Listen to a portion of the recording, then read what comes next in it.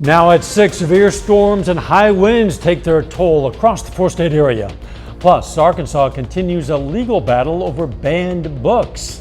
And some dental students in Joplin begin an education they can sink their teeth into. The four states' most watched news starts now. A scary moment just outside of the Joplin greenhouse last night as high winds snap a power pole almost in half. Elsewhere, downed trees have brought down power lines or interrupted traffic. At least one vehicle went off Interstate 44 near Rangeline as strong winds and rain swept through the four states.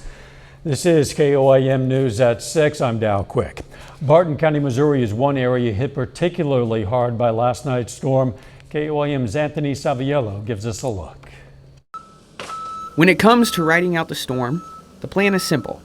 Find the safest place possible and hunker down. But what happens when you don't know the storm is coming? For people in Lamar, the damage of an unexpected storm speaks for itself. I got up at midnight, turned the TV back on, and heard a loud crash. So I was trying to peek out every window to see. I knew it was a tree. I didn't know which one. And then so I saw this tree in the front here. I met Brenda as I drove through town and took in the damage left behind by this storm. A storm that left hundreds without power. Here in Lamar, there's dozens of reports of trees, limbs, and even power poles like the one behind me here covering the streets. However, city officials are working quickly to get the damage taken care of. The city will be picking up brush throughout the week and probably into next week. We just asked if residents do have brush or tree limbs, just pile them up out of the ditch, but close to the road as possible, and we'll get those picked up in the next week or so. Though Brenda may have to deal with a bigger stick than what she's used to picking up, she's thankful the damage wasn't worse, and that officials are working quickly to get her home back to normal. I called 911. They were so good to come out and check. A deputy came out, and then the city came out to check it and see if I was okay. Great job for both of them. Yes. Storms that cause damage like this to Brenda's home are evidence of just how unpredictable the weather can be. So it's important to stay safe and have a plan. Reporting in Barton County, Missouri, I'm Anthony Saviello, KOAM News. A bit of good news. Just minutes ago, we received word from the city director that all Lamar residents now do have power. The historic Barco Theater in Lamar was also damaged in the storm. The storm moved part of the bracing and structure of the viewing screen. Theater manager Scott Kelly tells us the theater is going to have to get a new screen. He hopes to start raising funds as soon as possible. Liberty Utilities says crews are making some progress restoring power across the area, but they still have a lot of work to do in some areas. In Vernon and Barton County, for example, a couple of thousand people were still without power as of 11 a.m. Liberty also reports other scattered outages throughout the service area. The utility provider has brought in additional resources to speed up the process. You can stay up to date on the latest weather developments, of course, on our website, KOAMnewsnow.com. Now, in the wake of the storms, the city of Joplin has announced a limb drop-off service for the city's residents. The city's Public Works Department has announced a free tree limb drop-off site through Friday, 8:30 a.m. until 2 p.m. The drop-off site is at 1702 North Schifferdecker Avenue. Another option for Joplin residents is to bundle limbs and branches cut to 4-foot maximum length and place them curbside for pickup on their regularly scheduled trash service day. The weather, well, it's looking better now considerably. Let's check in with Sam Lane. All right, thank you very much. It's been a beautiful day across the area, helping clean up some of the damage from the last night's storms. No rain on the radar, nor any thunderstorms right now. You have to go all the way up into northeastern Missouri before you start to see some showers from around Mexico, Missouri, down into St. Louis area. We're instead going to be baking under the heat as we go to tomorrow. The UV index is going to be very high, which means the burn time is going to be low. So make sure you are taking the proper precautions out there. This evening, we're going to see temperatures dropping from the 90s into the 80s, all the way down to around 77 by tomorrow morning. And looking down the lane, we're going to have partly cloudy skies tonight, but a very hot week ahead with low rain chances and a little bit cooler as we head towards the weekend. And of course, I'll have details on that in just a little bit. Catch you in a few. Portions of an Arkansas law that would make it a crime for bookstores and librarians to provide materials deemed harmful to young readers. That portion is now temporarily blocked. Governor Sarah Huckabee Sanders signed the law earlier this year. The law was scheduled to go into effect tomorrow. It calls for librarians and booksellers to be held criminally liable if they knowingly give minors books that appeal to, quote, a prurient interest in sex. The lawsuit was filed by numerous publishing groups, including the Arkansas Library Association. Oklahomans gets low mark for low health care quality. That's from a new Wallet Hub analysis. Our other area states, they ranked somewhat better. In a ranking of all 50 states in the District of Columbia, Oklahoma ranked 46th for health care quality. Arkansas was 37th, Missouri was right in the middle range at 26th, and Kansas was the best in our area, ranked 16th. The study from the personal finance website Wallet Hub considers such factors as infant mortality, availability of physicians, and percentage of residents with health insurance. KCU Joplin today welcomed its first class of students for its new College of Dental Medicine. Classes don't start for a few weeks, but the students today were able to get familiar with the campus and their classrooms. A lot of areas across the country face a dental shortage. The new students say they're excited to fill the gap. Very excited. I definitely, while I was in nursing school, I found like my passion and love for studying medicine and studying, the human body, and especially just connecting with people, in the healthcare setting. And so I'm very excited to be able to start studying that more in like a specialized area. That student orientation is going to last for 3 weeks. Coming up, they say hope springs eternal, but so does love, in the case of a Kansas couple celebrating their golden wedding anniversary. Plus, Pittsburgh welcomes a new resource for childcare thanks to Victory Life Church. Victory Life Church is giving Pittsburgh parents a new option for childcare. Today they opened a new facility called Sunshine Childcare. That's Sun with an O. It's at 681 Highway 69. Officials say it'll provide an enriching experience for kids. Every room is new. Every classroom is brand new, all 4 of them, from 1-year-old to 4-year-old. New furniture, new faucet, everything is brand new, custom built. New playgrounds, new kitchen, new foyer, new entrance, everything. From the moment you walk into the front door to your kids hit the back door at the playground is all new. Sunshine Childcare will host an open house on Thursday from 4 p.m. to 7. Kansas man celebrating his golden wedding anniversary decided to give his wife sunflowers. But it's not a bouquet's worth, it's more like acres worth. Abby Ray has the surprising amount of flowers he planted for her. Sunflowers. As far as the eye can see, one couple's love story leads them to a field of flowers. Lee Wilson decided to farm a different kind of crop than he usually does this season for a very special reason. So we're celebrating our 50th wedding anniversary, August 10th, and what's a guy get his gal on their 50th? And I put a lot of thought into it, and she always liked sunflowers, and I thought this is the year to plant sunflowers. So we planted her 80 acres of sunflowers. Just how many sunflowers is that exactly? There's about 1.2 million flowers in this field. That's 15,000 flowers per acre. Lee planted the field back in May secretly with the help of his son, so his wife Renee would be surprised. It made me feel very special, and it couldn't have been a more perfect anniversary gift than a field of sunflowers. The pair has been together almost their entire lives. But we met in high school. She couldn't date till she was 16, and I called her on her 16th birthday, and that's when we started dating. And we had our first date was a roller skating party, an FFA roller skating party in Harper, Kansas. When did you know she was the one? Probably that day. The new Pratt sunflower field has drawn in people from all over Kansas to take pictures and experience the state flower in full bloom. Do the Wilsons plan on making this a tradition? Oh, it's been fun, but I think that one time is enough for us. It's somebody else's turn next year.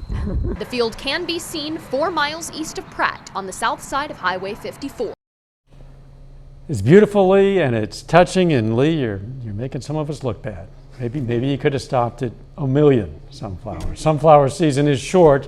They're going to be picture perfect for Only 10 to 14 days, so there is that. Happy anniversary. A little bit later, the MLB trade deadline looms. We're going to take a look at possible moves with the Royals and the Redbirds. And we're going to have lots of sunshine for those sunflowers out there. We'll have the details in your hot forecast when we come back.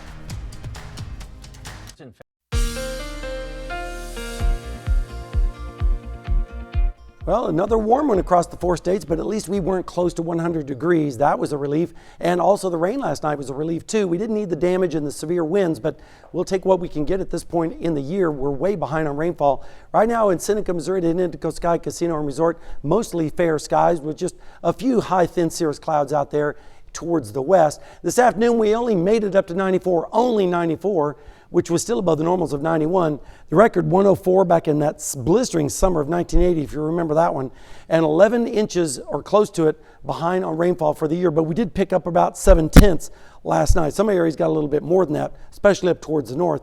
Radar right now is all clear. We do have a few scattered showers way up to the north near Kansas City and also near St. Louis, but that's about it. Mostly fair skies tonight. Temperatures are not that bad. 90 in Nevada, 89 in Stockton, 95 in Parsons, but then you get out towards Sedan, they are certainly close to 100 degrees at 98.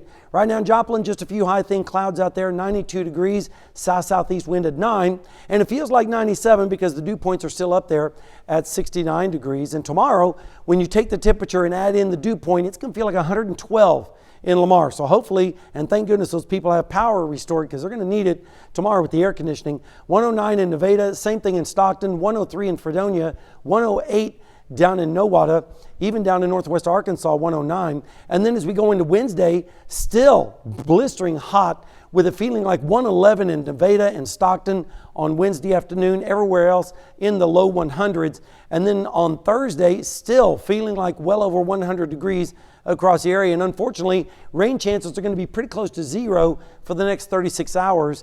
In fact, most of the precipitation is going to be well up to the north and east. But as we go into Friday, we might start to see a few sprinkles and showers developing across our area. And that's because this ridge of high pressure, this heat dome, is going to be building over us for the next few days. But then as we go towards the latter part of the week and into the weekend, it's going to be beat down a little bit by a jet stream, and that's going to allow some temperatures to fall and also rain chances start to increase. But in the meantime, we have to deal with the heat. Looking at tonight, we're going to be seeing lows in the mid-70s, and then tomorrow afternoon, mostly fair and hot with temperatures in the around 100-degree range. And then as we go into Wednesday morning, lows in the 70s with southwesterly winds, and then in the afternoon, you guessed it, right above 100 across the area, 104 in Parsons. This is the actual temperature, 104 over there in Fredonia.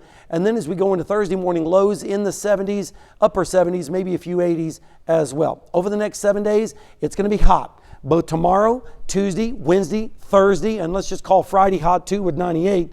And then finally on Saturday and Sunday, we start to drop temperatures closer to normal with a better chance of showers and storms. And then next week, actually normal for this time of year, Dal. Normal never sounded so good. Exactly. Wouldn't it be nice to return to something closer to what is supposed to be average for this time of year? That's some good news. Thanks, Sam. Well, the 4 states has been dealing with some triple digits lately and will for at least a bit longer, but the city of Joplin does have some relief to offer. Cooling centers have popped up around the city in preparation for another week, potentially extreme heat for some days. Those include Joplin City Hall, Joplin Health Department, the Donald Clark Public Safety Center, and the Joplin Athletic Center. These cooling centers are open from 8 a.m. to 5 p.m. Coming up in sports, a full breakdown of the moves made by the Cardinals and Royals ahead of tomorrow's trade deadline, and some officiating notes for Pitt State and Missouri Southern football fans to keep in mind. John Dales has those stories and a lot more coming up.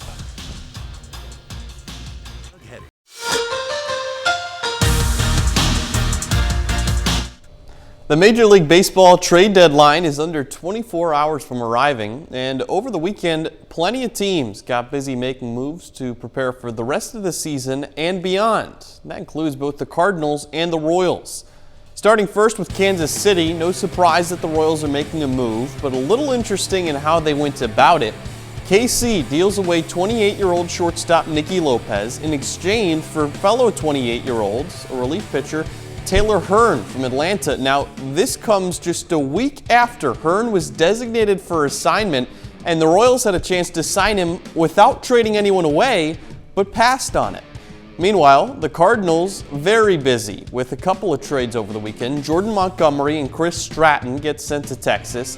Each of them were only under contract for the rest of the season, and they get in exchange two of the Rangers' top minor league prospects. Now, meanwhile, Jordan Hicks goes to the Blue Jays in exchange for minor league pitchers, and St. Louis president of baseball operation, John Mozeliak, says they didn't come to this decision lightly.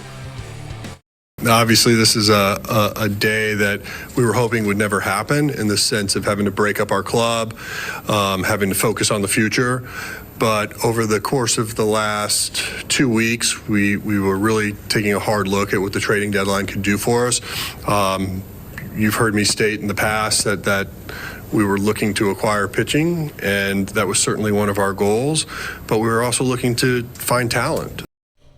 1 month from today, Pittsburgh State and Missouri Southern kick off their 2023 football seasons. And with that rapidly approaching, the MIAA referees are also getting ready. And the league supervisor of officials, Phil Laurie, says they're in a good spot with official replay, and they're in as good a spot as they've ever been at the D2 level. So very happy with the replay, how it's worked, adding a new camera, plus the pixels are 3 times clearer than they were last year. And trust me, we have high definition on our iPads. The D1 replay, people couldn't believe the clarity of our video compared to theirs. And they have 23 cameras in some schools. And the FIFA Women's World Cup continues along in Australia. Team USA back in action with a late game tonight. Maybe you could even say early tomorrow morning, because at 2 a.m. the U.S. faces Portugal. If they win or tie, Team USA moves on past the group stage into the knockout stage. A loss could mean elimination, though. And as we're following the competition, we're also giving you a chance to win some Fox FIFA Women's World Cup USA swag, like a boomerang, nose coat, or tote bag, or more. Just scan the QR code on your screen right now to start your entry. You can find complete contest details and official rules at KOAMnewsnow.com/giveaway. If you're looking for a free way to watch the games, remember, you can catch all of them on Fox 14. That's all for sports. We're back after this.